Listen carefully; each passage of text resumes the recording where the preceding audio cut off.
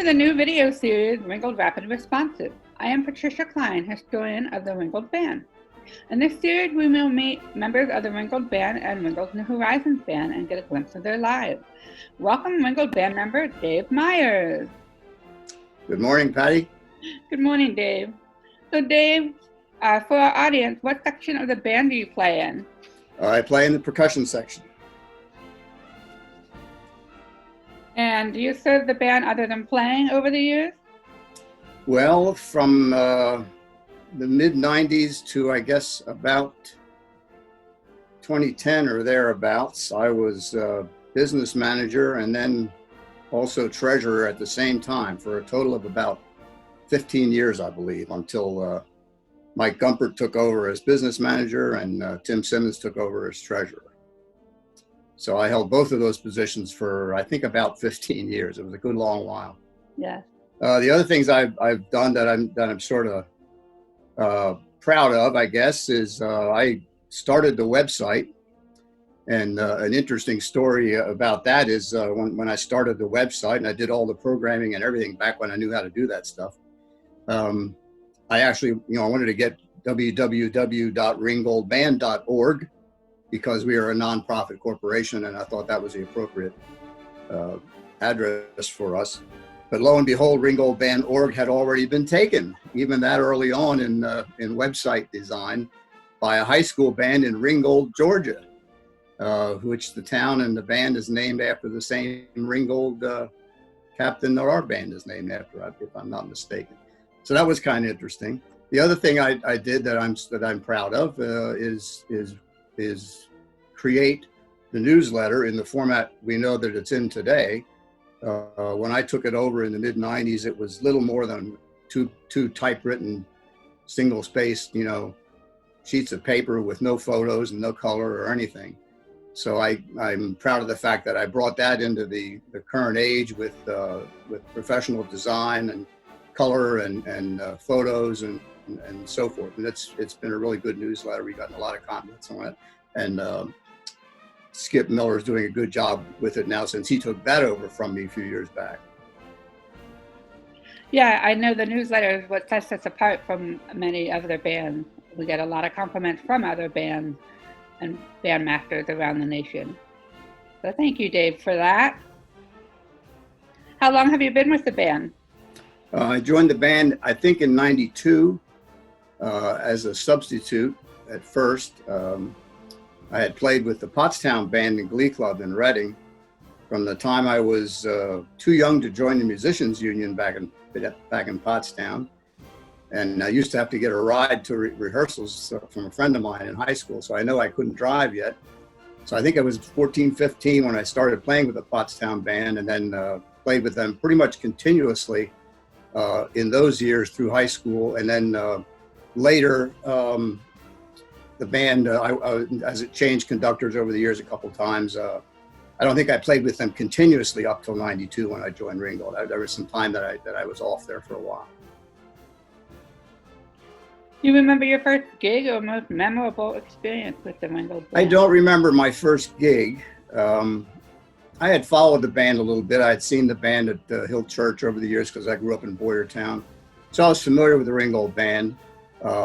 I think probably the most memorable memory that I have of playing in the Ringgold Band's got to be the Millersburg Ferry. If not, that's right up there with unusual gigs. They take you out on this ferry, and the one time, I think I've done it maybe 3 or 4 times until they stopped doing it.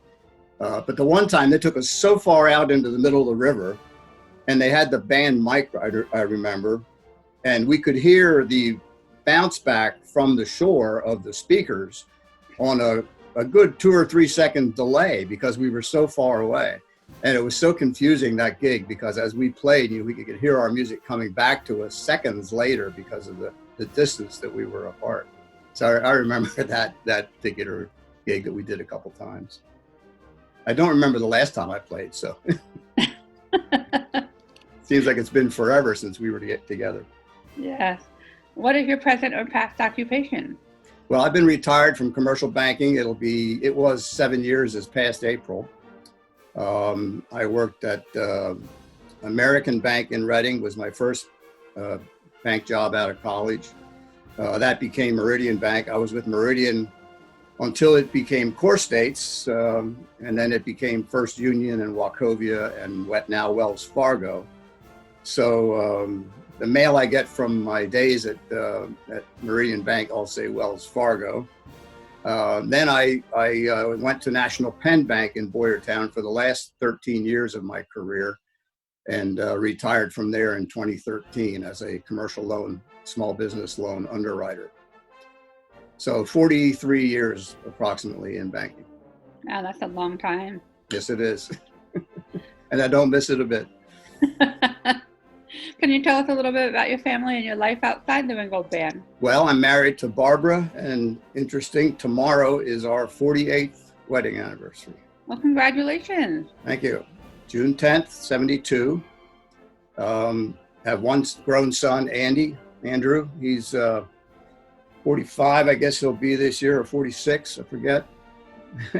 He has two kids. My grandkids, Chloe and Chase, are 12 and 9. They're both studying viola, both showing some promise. Chloe plays with the Reading Symphony Youth Orchestra, and is getting better all the time.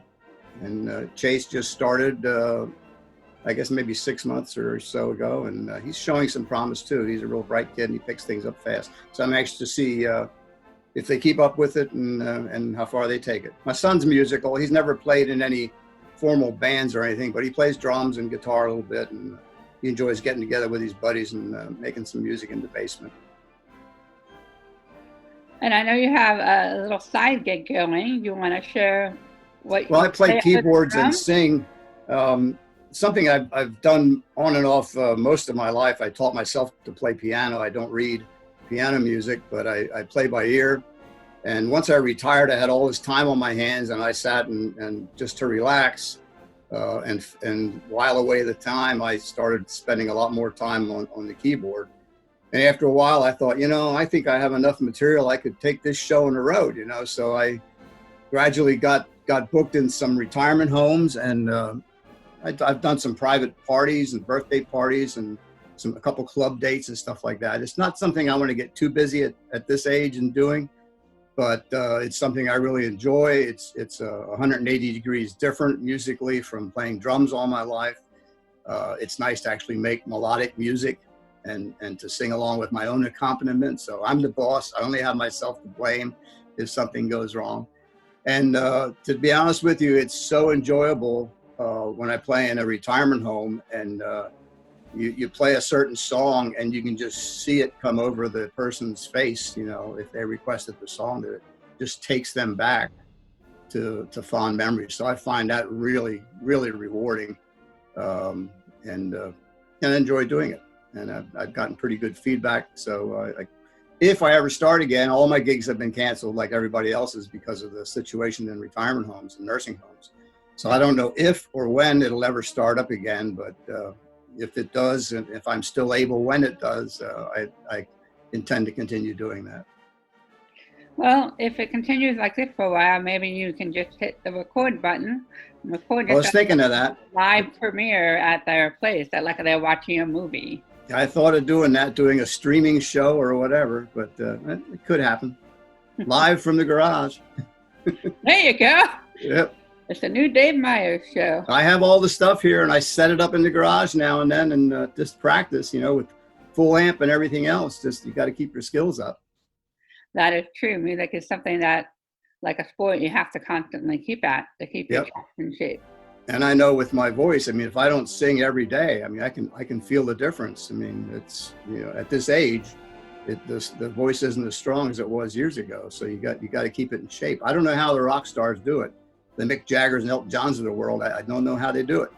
It's really tough at that age to keep your voice in shape. That's interesting. When the band gets back together, hopefully soon, is there one particular song that you wish to rehearse or perform again? There's not one particular song. I'm a real fan of musical theater, so I like the arrangements we do, like Les Mis and Miss Saigon, and I really like that stuff. I like playing that kind of stuff on drum set. I like the vocals that when we do vocals from Broadway and stuff like that. I also like some of the less chestnut overtures that we do. I mean, the William Tells and Poet and Peasants are fine, but some of my favorites in the overture category would be like Ruslan and Lamilla and Overture to Candide, both very demanding musically, and which is the reason we don't do them too often because, to do them justice, they're very technical pieces. Not so much for percussion, but for everybody else. But they've always been two of my favorites, so I always look forward to playing those when the time comes. I'm also a huge Broadway buff, so the horn we tend to like the more modern songs that are 1950 and after. Yeah, the nice thing about the Ringgold Band is the variety of repertoire that we play. We do play and having Tom Shade as a staff arranger makes a big difference. Makes our band unique. We have arrangements that you're not going to hear any other band play. So that's one of the things that really makes the band unique and special in my view. I absolutely agree. Is there anything you want our fans to know, Dave? Well, if they're existing fans, they know about the band. So, there's so many things competing for our attention nowadays, especially younger people. I would ask our fans, if you enjoy the Ringgold Band and coming to a Ringgold Band concert, spread the word. Bring somebody along, bring your children along, bring your grandchildren along. Get them away from the Game Boys long enough to experience some real live acoustic music with vibration and ambient sound that's not too amplified and so forth. I'd like to say that, if you look at the history of our country, there was a time when concert bands was the predominant form of entertainment. Everybody went to hear bands. The Ringgold Band played 3 concerts a week, in parks around Reading and stuff like that. They were terribly busy in the 30s and 40s, and Allentown Band and so forth. So introduce it to young people. Who knows? They might take a liking to it. And the other thing is, if you've ever played an instrument and you feel like playing it again, that's what New Horizons is for. You got the New Horizons Concert Band, which is, much to my surprise and amazement, been a real big success for the band. And they also have the Jazz Band, which, is listenable. So if you have an interest in playing those types of things, let us know and start coming out. That's a great plug for our program, Dave. We need percussionists. Our percussion section in the Ringgold Band is aging out. And we need young people to replace us. The average age, I don't want to say what it is, but if you add our ages together, it's older than the United States of America, I think. So we need some young blood in the percussion section, and we're going to need it pretty quick one of these days. Yeah, we have had some younger ones, but they've gone off and done. Well, the thing is with young people, again, they're so involved in so many different things that it's hard to find somebody that's willing to make the commitment to the Ringgold Band that you can depend on them being there when you need them. So right now we have it good because we have enough percussionists that we can use three or four like we usually use on a gig, and we don't have that much trouble, filling out the section for all the gigs we have. But as we age out, and that's going to be harder to do. So it's a concern of mine at this point. Good to know. I know I've actively on the website through our youth initiative been trying to recruit some college students and high school students, but they don't seem to play percussion. So maybe that's something we need to work on.